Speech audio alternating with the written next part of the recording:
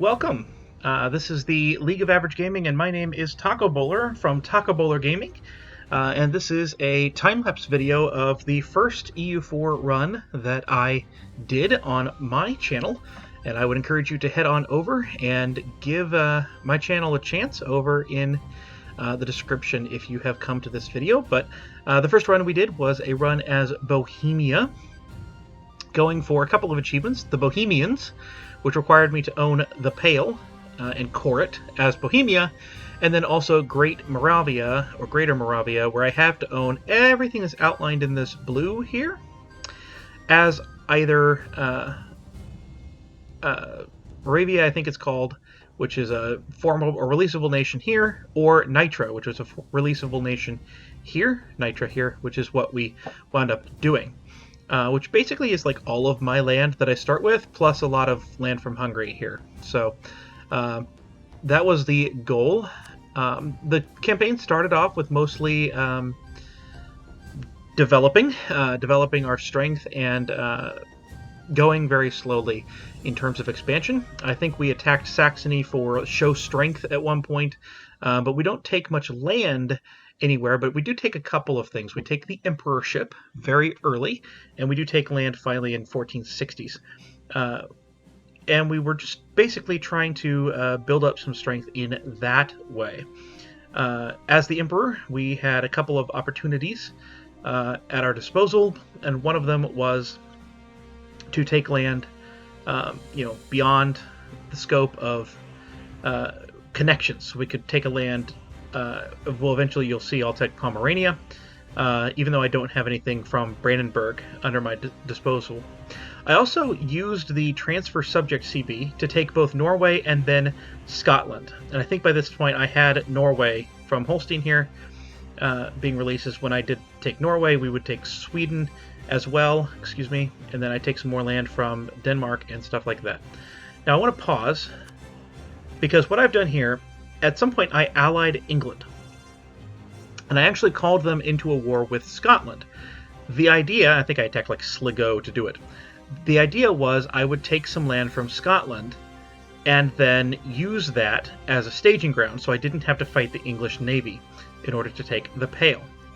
However, what wound up happening was Sligo, whatever it is, occupied the Pale. So instead, I surrendered, and I gave the Pale to Scotland from England, and so then I never had to break my alliance with England, which worked out really well. You'll see eventually here, as we move along, that this will go back. It'll briefly be mine. It probably won't show up in the timeline, and then I'll just sell it back to England. So England fought to give that land to Scotland, and then fought for me to take it, and then paid me to eventually get it back. It was beautiful, and I loved it. We did annex our vassal here, and then we've released Nitra. We've begun to feed it. I got a little bit lucky that the Ottomans never took any land I needed for the achievement. They came very, very close, but they never actually took land that I needed. Now, I did have a problem that I was having to give Nitra most of my land, certainly my core land that I had been developing at the beginning of the game. So to keep Liberty Desire down, I had to keep growing. So you'll see me go up here. I will annex Norway. I thought about annexing Sweden. I never do, but I take some land over here. I have to keep growing so that I can give Nitra my land and keep the Liberty Desire down as they're growing. Austria, I'll go ahead and pause it again. I did not successfully stop the Reformation.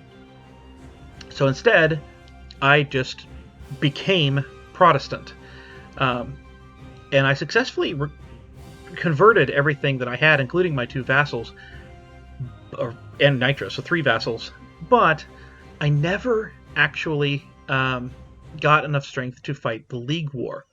I tried, but I failed, largely because the larger countries, such as Poland and the Ottomans, and I think Castile and Aragon, joined Austria in the Catholic League. I, however, was the leader of the Protestant League, so it never actually fired, but I never got the emperorship back. I was hoping to just win the League War as Protestant and get the emperorship back after failing to stop the Reformation, but that never really happened. So I was in a pickle of how do I get Austria without triggering the League War and without and get this land from Austria here without losing, because Austria, being the emperor, had a lot more men than I did. And the way that that wound up happening was I was able to attack Poland, and I think call in like the French or England or something like that. I think the French, and have them fight Austria for me. And it was a couple of wars, and we could do that. The Ottomans actually intervened at one point, and we beat the Ottomans back, and that was so nice. Such a great feeling.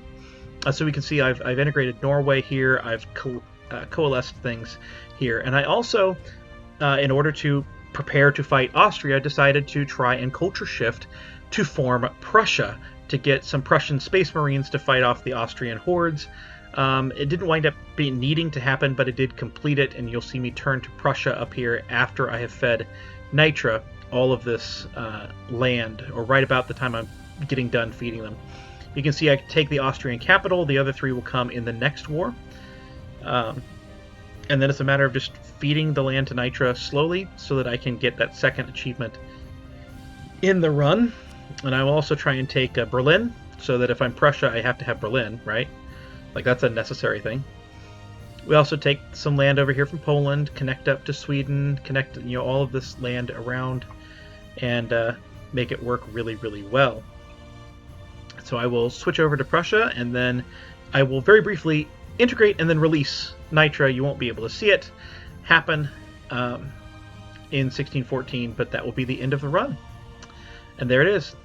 So at that point, I switch over to Nitra, and Prussia is up here. They are technically my overlord, but I get the achievements. So you can see we got these two achievements, the Great Moravia and the Bohemians. It was a pretty fun run. We'll go ahead and close. Oh, I just clicked this button, right?